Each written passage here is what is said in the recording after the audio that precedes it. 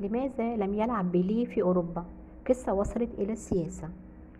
كل أساطير كرة القدم لعبوا في أندية أوروبية زي رونالدو البرازيلي وديفيو ومارادونا الأرجنتيني، باستثناء الجوهرة السوداء بيليه الذي رحل عن عالمنا الخميس اللي فات عن عمره يناهز 82 عام. وكان لافتا في مسيرة بيليه الرياضية امتدت بين عامين 56.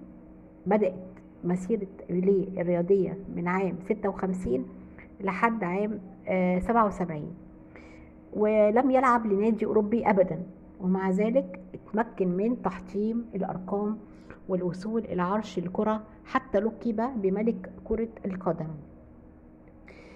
طالما شغل هذا السؤال بال كتير، ليه واحد عظيم في الكرة القدم زي بيليه ما يروحش يلعب في أوروبا زي محمد صلاح كده، حيث تزدهر أندية هذه الرياضة؟ فبيقول الإعلام الرياضي شيربل كريم لسكاي نيوز عربية، بيقول إن بيليه قضى معظم حياته في نادي سانتوس البرازيلي، وقبل ما يتنقل إلى نيويورك كوزموس الأمريكي. طبعا قال ان الانتقال الى اوروبا في تلك الفترة كانت الكرة البرازيلية والامريكية الجنوبية عاليا المستوى، كان بامكانه ان هو يروح اوروبا، لكن في تلك الفترة الكرة البرازيلية كانت والامريكية الجنوبية كانت في مستوى عالي. يعني هيروح فين اكتر من الاماكن دي كانت اهم اماكن لكرة القدم، ولم تكن الاموال اللي بتضخ في كرة القدم حينها مثل وقتنا الحاضر. طبعا كانت احسن. ووافق كلام كريم. مفاوضات بلا نتيجة، لكن هذا ليس كل شيء. فلو حاولت بعض الأندية الفوز بخدمات بيليه، لكن المفاوضات يعني كان في أندية كانت عايزة تاخد بيليه عندها، لكن المفاوضات بين الجانبين لم تصل إلى نتيجة، وخاصة بعد كأس العالم سنة 1958 لحد 1962 عندما فاز بيليه في بطولتين مع السامبا. وبتقول وسائل إعلام أوروبية إن أندية مثل مانشستر يونايتد الإنجليزي وفرنسيا الأسباني وبايرن ميونخ الألماني حاولوا استقطابه، لكن الاسم الأكثر تردد في هذا المجال هو النادي الملكي ريال مدريد. ونقل عن الراحل بيليه قوله، قال: لقد كانت هناك أوقات كتير أوشكت فيها على التوقيع على اتفاق، يعني فعلا كان هيوقع فعلا على عقد اتفاق مع ريال مدريد، ومرة تانية كاد يحدث الأمر مع نابولي في إيطاليا. وقال إن ده ليس من هو مش ندمان إذا كنت في سانتوس، وفي ذلك الوقت كان النادي بيمثل قوة كبيرة، يعني هو ما ندمش إن هو ما بضاش العقود دي، وقال إن أنا كنت في الوقت ده في سانتوس، وسانتوس دي يعتبر أكبر وكان قوة كبيرة قوي بالنسبة للأندية. أندية إيطالية على الخط. النجم اللي حاز كأس العالم 3 مرات، خد كأس العالم 3 مرات، بيقول: أنا ما لعبتش خارج البرازيل لأني كنت سعيد للغاية في سانتوس، فقد قضيت أفضل 15 ل 20 سنة في سانتوس. ولفت إلى أنه كانت هناك الكثير من المقترحات للعب في صفوف أندية ليس ريال مدريد فقط، لكن كنت مرتاح في سانتوس. ومثل نابولي كان بيليه قريبا من الانتقال إلى أندية إيطالية أخرى مثل يوفنتوس وإنتر ميلان. وفي سنة 2018 قال المهاجم الراحل بيليه خلال تهنئة كريستيانو رونالدو البرتغالي عندما انتقل من ريال مدريد إلى يوفنتوس بأنه كاد يرتدي قميص نادي السيدة العجوز. ده الكلام اللي هو قاله. وروى في القصة أن رئيس شركة فيات الإيطالية عرض على رئيس نادي سانتوس سنة 1961 مبلغ $1,000,000 من أجل الانضمام إلى يوفنتوس، لكن الأمر لم يفضي إلى شيء في النهاية. 1958 وقع تمرد بين أنصار نادي سانتوس عندما اقترب إنتر ميلان من الوصول إلى اتفاق مع الجوهرة السوداء بيليه، ومن أجل منع بيليه من الانضمام إلى أي نادي أجنبي أعلن الرئيس البرازيلي الأسبق جانيو كوادروس الذي حكم البلاد لعدة شهور سنة 1961 إن بيليه كنز وطني، وهذا يعني إنه لم يعد من الممكن إن هم يصدروا بيليه إلى الخارج لعدة سنوات، وهذا بالفعل ما حدث. وظل بيليه يلعب في صفوف سانتوس البرازيلي لحد سنة 1974، وفي العام التالي انضم إلى نادي كوزموس الأمريكي. بيليه أوقف حرب أهلية كانت ممكن تحصل في أفريقيا. ما لا تعرفه عن الأسطورة بيليه؟ في نظر الجميع كان بيليه أفضل لاعب كرة قدم على الإطلاق، لكن اللي ما يعرفوش كتير من إن الفتى الأسمر وأسطورة كرة القدم البرازيلية كان له باع كبير في مجالات أخرى زي السياسة والتمثيل والموسيقى، لأنها أقل شهرة مما حظى به في عالم الساحرة المستديرة. توفى بيليه الخميس بعد صراع طويل مع مرض سرطان الأمعاء، وكان عمره بيناهز 82 عام. سيطرت حالة من الحزن على الوسط الرياضي في جميع أنحاء العالم، حيث عبر عدد كبير من نجوم وأندية كرة القدم حول العالم عن حزنهم لوفاة الأسطورة. نجومية بيليه ومتعته الكروية ساهمت في وقف حرب أهلية مؤقتا في نيجيريا.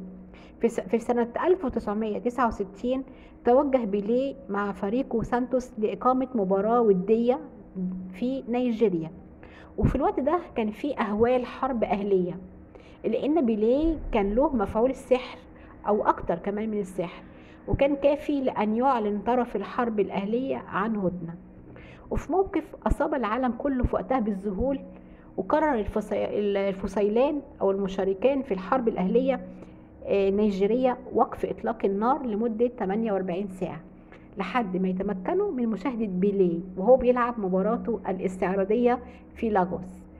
وافق صحف نيجيريا وغربية أشارت إلى أن الأسطورة كرة القدم البرازيلية نجح فيما فشل فيه الدبلوماسيين والمبعوثين لمدة سنتين. عندما دخل بيليه وشركائه إلى المدينة صمتت كل المدافع، الحرب وقفت أول ما دخل هو وزمايله المدينة. أول وزير أسود، وبعد وصولات وجولات في عالم الكرة حطم فيها كافة الأرقام القياسية، تم تعيين بيليه وزيرا استثنائي للرياضة في وطنه البرازيل سنة 1995، وعبر أنذاك عن رغبته في القضاء على الفساد بكرة القدم وتحطيم المصالح الخاصة، واستمر في منصبه 3 سنين ليكون أول وزير أسود يصل للمنصب. بيليه القناص لا يخطئ الأهداف. الممثل بيليه، تعرفوا إن بيليه كمان كان بيمثل؟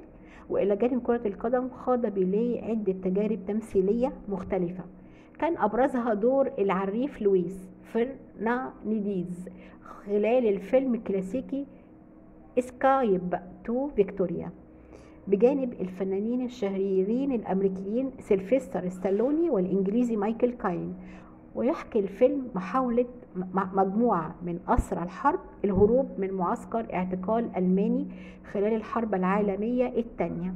وأيضا كان له دور بارز في فيلم الأكشن البرازيلي أوس ترومباديناس إنتاج 1980. تعرفوا إن بيليه كان مطرب؟ وإلى جانب كرة القدم والموسيقى سجل أشهر لاعب في العالم العديد من الأغاني بدأها في ستينات القرن الماضي، وفي 2006 صدر له ألبوم بعنوانه بيليه غينجا تعاون فيه مع الفنان وكاتب الأغاني البرازيلي الشهير غيلبرت توجيل. سنة 2016 أصدر أغنية الأمل إسبيريا أنسا للاحتفال بأولمبياد ريو دي جانيرو، حيث أقيم الحدث العريق لمدة المرة الأولى في أمريكا الجنوبية. وفي عيد ميلاده 80 سنة 2020 سجل أغنية مع الثنائي المكسيكي رودريغو وغابرييل المتوج بجائزة غرامي للموسيقى، وصفها بهدية صغيرة بمناسبة عيد ميلاده وللمشجعين.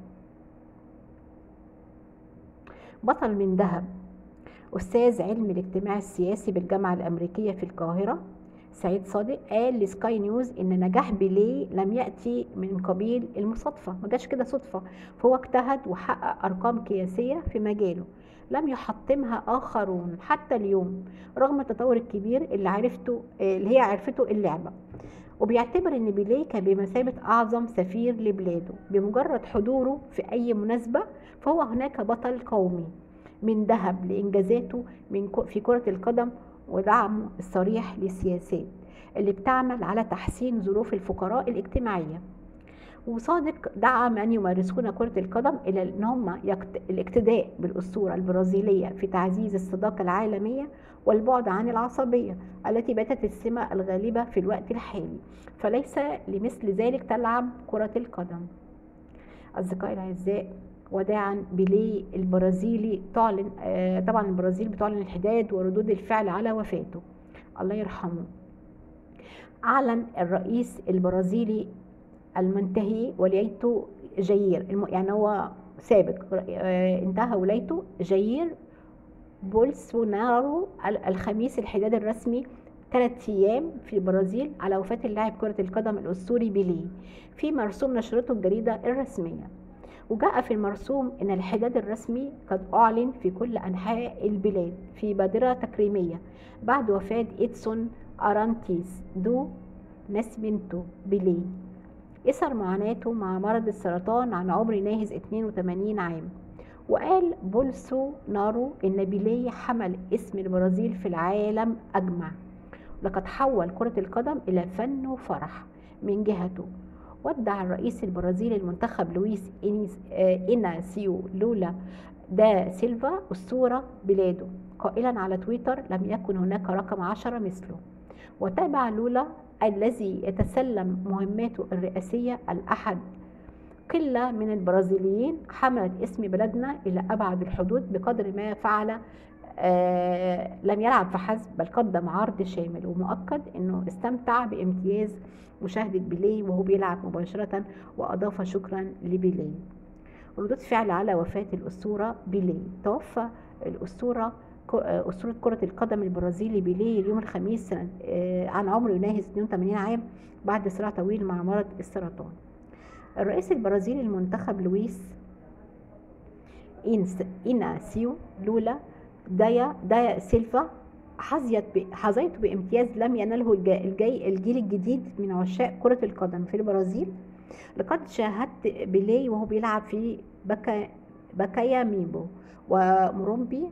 رأيت كيف كان بيليه يقود الاستعراض عندما تصل الكرة، كان يفعل دائما شيء مميز والذي غالبا ما ينتهي بهدف. حكومة البرازيل في بيان: كان بيليه ملك كرة القدم أحد أعظم الرياضيين على مر العصور. أظهر بطل العالم الوحيد 3 مرات من خلال أفعاله أنه بالإضافة إلى كونه رياضي عظيم كان أيضا مواطن عظيم ووطني يحمل اسم البرازيل أينما ذهب. ماريو زاغالو الفائز بكأس العالم 4 مرات لاعبا ومدربا رحل أكبر شريك لي، لكن ابتسامته لن تفارقني. تشاركنا الكثير من القصص والانتصارات والألقاب، وهذا يترك إرث أبدي لا ينسى. الشخص الذي أوقف العالم عدة مرات، الشخص الذي صنع مجد القميص رقم 10 وجعله الأكثر احتراما، برازيلي دافع عن بلادنا حول العالم. العالم اليوم يبكي ويودع الأعظم على الإطلاق، ملك كرة القدم. شكرا على كل شيء، ستبقى دائما. الرئيس الأمريكي السابق باراك أوباما قال برضو في كلامه: كان بيليه أعظم من أنجبت كرة القدم على الإطلاق، وباعتباره أحد أشهر الرياضيين في العالم فقد فهم قوة الرياضة في التقريب بين الناس. مشاعرنا مع أسرته وكل من أحبه وأعجب به. نادي نيويورك سيتي لكرة القدم. بيليه لم يفعل شخص للرياضة هنا أو في أي مكان في العالم مثل ما فعل بيليه. مشاعرنا مع عيلته وأصدقائه. رئيس البرازيل السابقة ديلما روسيف: شكرا لك بيليه، شكرا لك على الابتسامة اللي رسمتها على وجوهنا، دموع الفرحة، صرخات الأهداف. أشكرك على الفرحة التي أدخلتها على الشعب البرازيلي وشعوب العالم. لم ينل أي شخص هذا القدر من الحب مثلك. خالص تعازينا لعائلته وأصدقائه. المهاجم البرازيلي نيمار قبل بيليه. قبل بيليه كان الرقم 10 مجرد رقم. هو طبعا بيقول كده، يعني كان مجرد قبل بيليه كان رقم 10 مجرد رقم. فقرأت هذه العبارة في مكان ما في مرحلة ما من حياتي، لكن هذه العبارة جميلة وغير مكتملة. كنت أقول قبل بيليه كانت كرة القدم مجرد رياضة. غير بيليه غير كل شيء، حول كرة القدم إلى فن، إلى ترفيه. لقد جعل صوت الفقراء والسود مسموع، وسلط الأضواء على البرازيل. ارتفعت مكانة كرة القدم والبرازيل بفضل الملك. لقد رحل، لكن سحره سيبقى بيليه خالدا. قائد البرازيل تياغو سيلفا على انستجرام قال: أركض في سلام يا ملك، بارك الله في أهله جميعا. المهاجم البرازيلي السابق رونالدو فريد عبقري مبدع لا مثيل له، لم يغادر القمة أبدا. تركنا اليوم ملك كرة القدم، الشخص الاستثنائي والأعظم على الإطلاق. العالم حزين، اختلط حزن الوداع بالفخر العظيم والتاريخ الناصع. يا له من امتياز أن ألعب بعدك يا صديقي. موهبتك مدرسة يجب أن يمر بها كل لاعب. إرثك يتجاوز الأجيال. هذه هي الطريقة التي ستعيش بها اليوم، ودائما سنحتفل بك. المهاجم البرازيلي السابق روماريو. تودع البرازيل اليوم أحد أبنائها المتميزين بيليه ملك كرة القدم. حصل على لقب رياضي القرن، وجعل العالم ينحني أمام موهبته، ونقل كرة القدم البرازيلية إلى عنان السماء.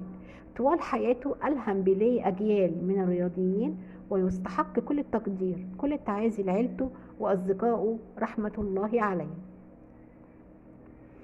الله يرحمه اللاعب جميل بيليه. أصدقائي الأعزاء، لو عجبكم الفيديو أتمنى لايك ومشاركة للفيديو واشتراك في القناة. لو شفتوا قناتي أول مرة اشتركوا في القناة وفعلوا الجرس ليصلكم كل جديد. شكرا لكم، السلام عليكم ورحمة الله وبركاته.